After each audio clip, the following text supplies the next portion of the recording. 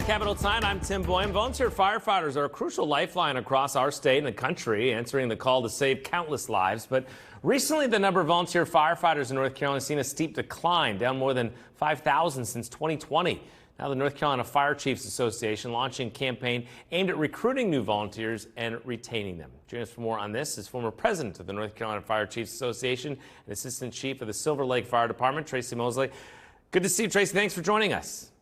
Yes, sir. Thank you for having me. Absolutely. We're talking offline before we get into these issues. Tell us a little about your long and illustrious career as well. Wow. It is kind of long, but it's been enjoyable. I've spent 40 years in the fire service, started out as a volunteer, and loved it so much that I transferred over into the career department. When I say transfer, that was not an easy step as well. So it took a couple of years to get into that process. Spent 30 years there, and then decided to give back and joined the volunteer fire department again once I retired, and gave back to them what I was picking up throughout the years. Well, an incredible amount of service to your county, your community, and obviously the state as well. We appreciate that. Thank you so much. So before we get into the issues of the shortages, talk about because I don't think a lot of people realize this sort of, in some communities, I think it's a combination between professional and volunteers. Some places only volunteer. How does this sort of work across the state? Well, and it's kind of funny. You say professional. We're all professionals, but we've got the difference between career and volunteer. So the way it works across the state, you have some municipalities that have the funding that they can have folks that they can have on 24/7 and have a department, and then you have some communities that really just can't afford that practice right now, so they have volunteers, to help to save the taxpayers. What we have seen is just a reduction in the amount of volunteers, as you just noted. We've lost like 5,000 over the last several years, so we're looking at 600 to 700 per year that we're losing in volunteers, which is causing the volunteer departments to have to hire part-time firefighters, which are typically a lot of the full-time firefighters that have careers that are working those fire departments on their days off.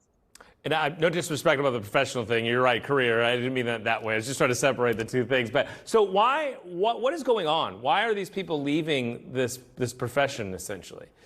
That's a good question. There's a lot of different things that we can look towards, but mainly it's just people don't have the time. That's what we're hearing from a lot of people that are going out, that are leaving the service. They don't have time. They want to retire out. And of course, we don't want to blame the pandemic for anything, or for a lot of these things, but that did have a large role in it as well, was just the pandemic itself. There were people that were retiring out and leaving prior to that, but a lot of time is just spent. People are having to work 2 or 3 different jobs within their families to make ends meet, with the inflation that's going on. So you tack that on and then ask someone to be a volunteer, they just don't have time for it anymore. Is there just a lot of young people that are not coming up like they did when you were young or when I was young, et cetera? Is it a change in society, too, for some reason? It is a change in society. And here's the other thing that we're finding out. There's a lot of people that arrive by a fire station that has volunteer or ABC volunteer fire department.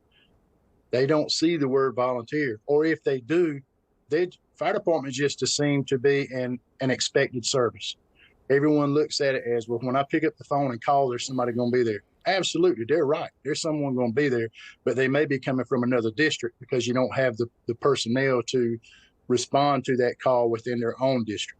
All right, sit tight if you can. We got to take a quick commercial break, but when we come back, we're going to talk about the implications of this and what might be done. Tim Boyne, we're talking with Assistant Chief of the Silver Lake Fire Department, Tracy Mosley, about a new statewide effort to recruit and retain volunteer firefighters in North Carolina.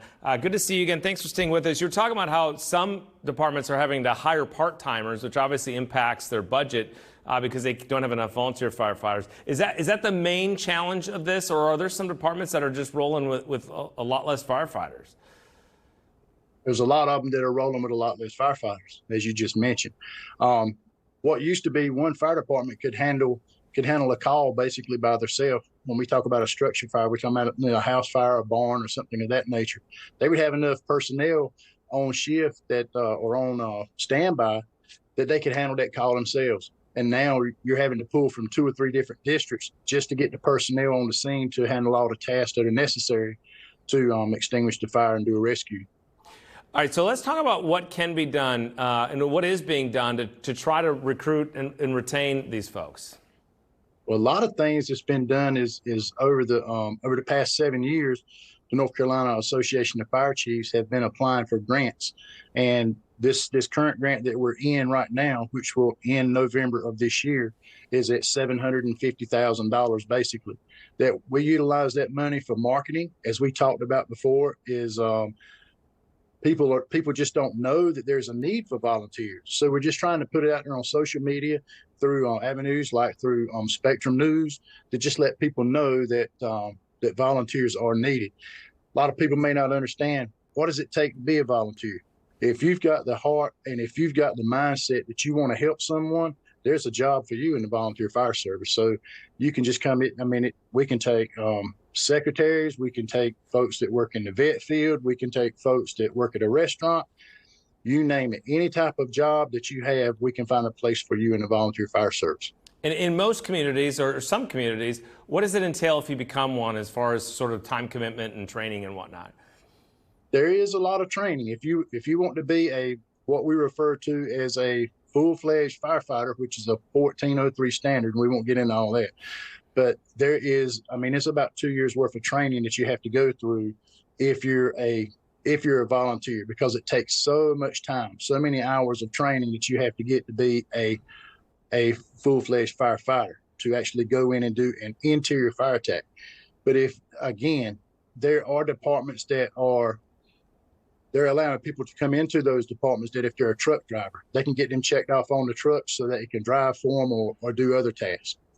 Before we let you go, just to bring this back to folks sitting at home and understanding the sort of alarming nature of this potentially, if this does not get solved and someone's house house gets on fire, watches this, it could take longer for someone to come simply because they may have to come from another department potentially, right? I mean, that's a realistic situation. That is true. And we're actually in that situation now. But when I said we have others coming from other departments, we are. Response times may be a little slow. If it continues to go like it is, it's just going to be more of a burden onto the taxpayers. We would just urge people that if they have a heart and a desire that they want to volunteer and just work within their communities and help one another, contact your volunteer fire department. Go to ncfire.com, ncvolunteerfire.com, and if you feel like you want to, fill out an application and someone will get in touch with you in a couple of days. Well, it's super important. I have a hunch a lot of people don't realize it, but they would if their house caught fire or they needed these services. And so hopefully we can do that tonight. A little information. Absolutely. Good to see you, sir. Thank you so much for your time. I appreciate it. Yes, sir. Thank you as well. All right. Have a good evening. You too. That's going to do it for